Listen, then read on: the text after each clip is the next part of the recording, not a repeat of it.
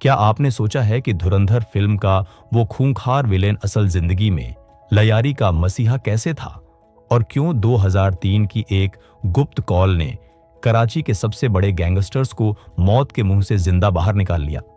आज इस वीडियो में आप लयारी की उन संकरी गलियों का वो खौफनाक सच जानेंगे जो पर्दे पर भी दिखाने की हिम्मत नहीं हुई।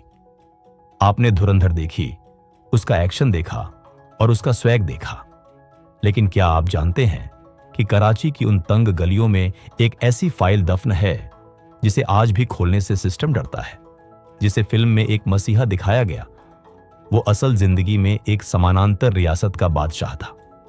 आज हम लयारी के उस सच से पर्दा उठाएंगे जहां दोस्ती की दावत में जहर और फुटबॉल के मैदानों में जासूसी का खेल खेला जाता था। तैयार हो जाइए, क्योंकि ये कहानी धुरंधर से कहीं ज्यादा डार्क है। सितंबर 2003, लयारी के एक गुप्त ठिकाने पर शहर के 5 सबसे बड़े अपराधी एक साथ बैठे थे। सीआईडी की टीम ने पूरी बिल्डिंग को घेर लिया था। बंदूकों के घुड्डे चढ़े हुए थे। अगर उस रात वो पांचों ढेर हो जाते तो शायद आज लयारी का इतिहास कुछ और होता। लेकिन ठीक 11:42 पर एक अननोन नंबर से कॉल आता है और पुलिस को पीछे हटने का हुक्म दिया जाता है। आखिर वो कौन सा पावरफुल हाथ था जिसने उन अपराधियों को सेफ पैसेज दिया? और बिरयानी की उन देगों के नीचे ऐसा क्या छिपा था जिसे पुलिस को छूने तक नहीं दिया गया? अब बात उस शख्स की जिसकी जिंदगी पर धुरंधर का किरदार टिका है, एक ऐसा नाम जिसने लयारी की किस्मत ही बदल दी। लेकिन सवाल यह है, एक मामूली अपराधी से वो लयारी का बादशाह कैसे बन गया? रहमान ने जल्दी ही समझ लिया था कि सरकार लयारी को लगभग भूल चुकी है। न विकास, न सुरक्षा और न ही लोगों की कोई सुनवाई। इसी खालीपन का फायदा उठाकर उसने अपना सिस्टम खड़ा किया। उसने अपनी अदालतें लगाईं, स्कूल बनवाए और गरीबों की शादियों में मदद की। धीरे धीरे लोग उसे सरदार कहने लगे।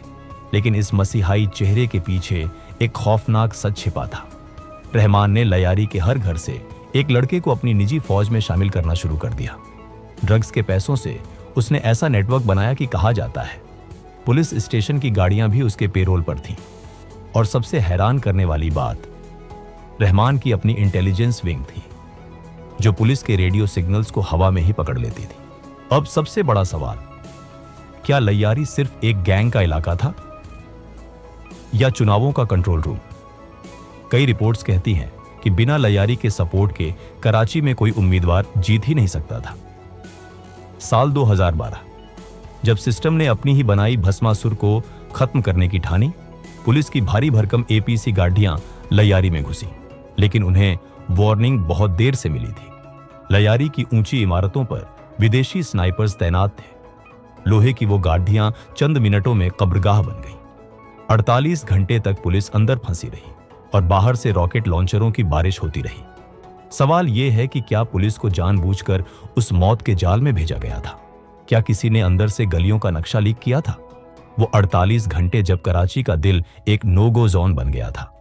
लयारी ने दुनिया को महान बॉक्सर दिए, लेकिन उन्हीं ग्लव्स के पीछे जासूसी का एक ऐसा जाल बुना गया जो सीधा खाद्य देशों, गल्फ कंट्रीज तक जा रहा था। जब 2015 में उजैर बलूच की गिरफ्तारी हुई तो जांच में खुलासा हुआ कि लयारी के गैंग्स को करोड़ों की फंडिंग पड़ोसी देशों से मिल रही थी। फिल्म में तो इन्हें सिर्फ गैंगस्टर दिखाया गया, लेकिन असली फाइलों में ये एसेट थे। वो कौन सी ब्लू फाइल थी जिसे छुपाने के लिए आज भी कई सफेदपोश लोग डरे हुए हैं? उजैर के पास किस मुल्क का गुप्त पासपोर्ट था? आज लयारी शांत है। फुटबॉल के मैदानों में फिर से रौनक है, लेकिन उन पुरानी इमारतों की दीवारों पर आज भी गोलियों के निशान गवाह हैं कि ये शांति कितनी महंगी पड़ी है। क्या लयारी वाकई बदल गया है, या ये शांति किसी और बड़े धुरंधर के आने की तैयारी है? जवाब उन फाइलों में बंद है जो शायद कभी सामने नहीं आएंगी। और क्या उस फाइल में लिखा है कि लयारी को जानबूझकर एक पॉलिटिकल एक्सपेरिमेंट बनाया गया था? आप चाहते हैं कि हम उस ब्लू फाइल के राज खोलें? कमेंट्स में बताएं।